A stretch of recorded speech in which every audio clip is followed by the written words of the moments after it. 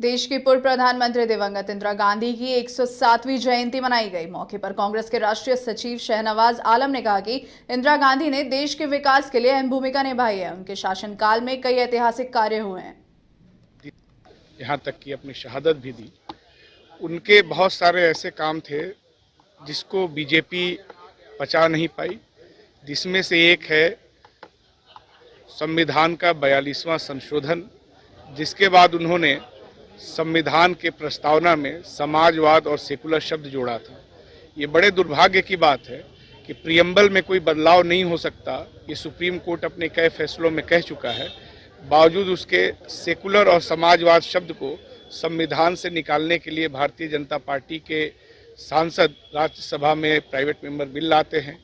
Bharatiya Janata party से जुड़े हुए नेता इन दोनों शब्दों को संविधान से हटाने के लिए सुप्रीम कोर्ट में याचिका डालते हैं, जो बताता है कि इंदिरा गांधी जी के इस कदम को, जिसने पूरे देश की एकता और अखंडता को मजबूत किया, उसको बीजेपी पचा नहीं पाई और देश को तोड़ने के लिए इन दोनों शब्दों को निकालने की वो कोशिश कर रही है।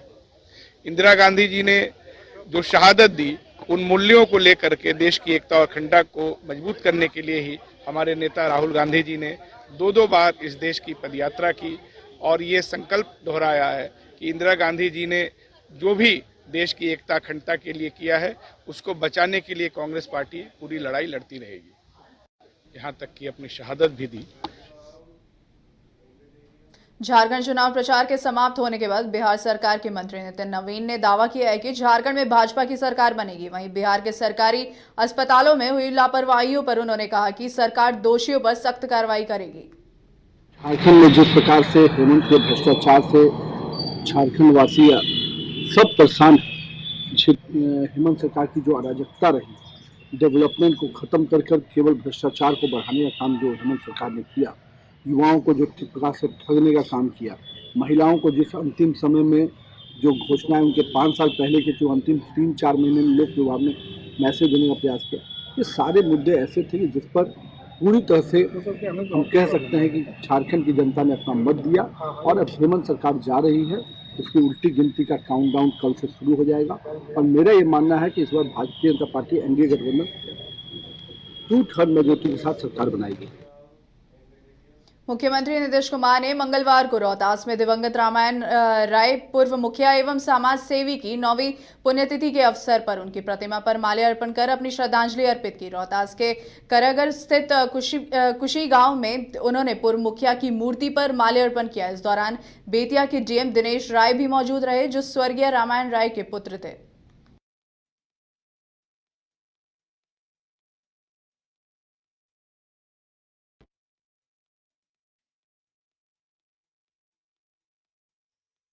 देश की पूर्व प्रधानमंत्री स्वर्गीय इंदिरा गांधी की आज 107वीं जयंती मनाई गई। कांग्रेस प्रदेश कार्यालय सदातक आश्रम में उनके प्रतिमा पर माल्यार्पण किया गया। मौके पर प्रदेश अध्यक्ष अखिलेश प्रसाद सिंह के साथ कांग्रेस के अन्य नेता भी उपस्थित रहे।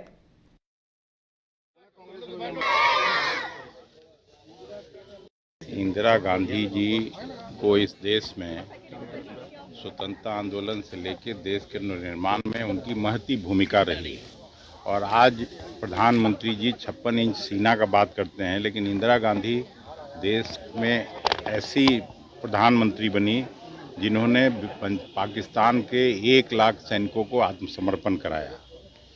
इधर तो केवल बातें होती हैं, लेकिन उन्होंने करके दिखाया और पाकिस्तान का भूगोल बदलने का काम किया।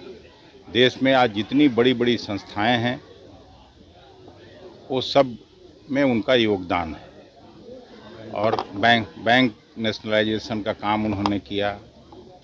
तो उस मामले में अद्वितीय व्यक्तित्व उनका था और हम सभी उनको आज याद करते हैं कि उनके जैसा नेतृत्व फिर से भारत को मिले। इंदिरा गांधी जी को इस देश में बिहार के स्वास्थ्य व्यवस्था पर इन दिनों लगातार सवाल उठ रहे हैं। पटना में सबसे बड़े हॉस्पिटल एनएमसीएच में एक मरीज का आंख गायब कर दिया गया था। उसके बाद आज दरभंगा के सबसे बड़े अस्पताल में एक महिला मरीज के ऑपरेशन के दौरान कपड़ा पेट में ही छोड़ दिया गया है। इसको लेकर कांग्रेस प्रवक्ता राजेश राठौर ने कहा कि नीतीश कुमार के 20 साल के शासनकाल में सभी विभागों का स्थिति बदहाल हो गया है।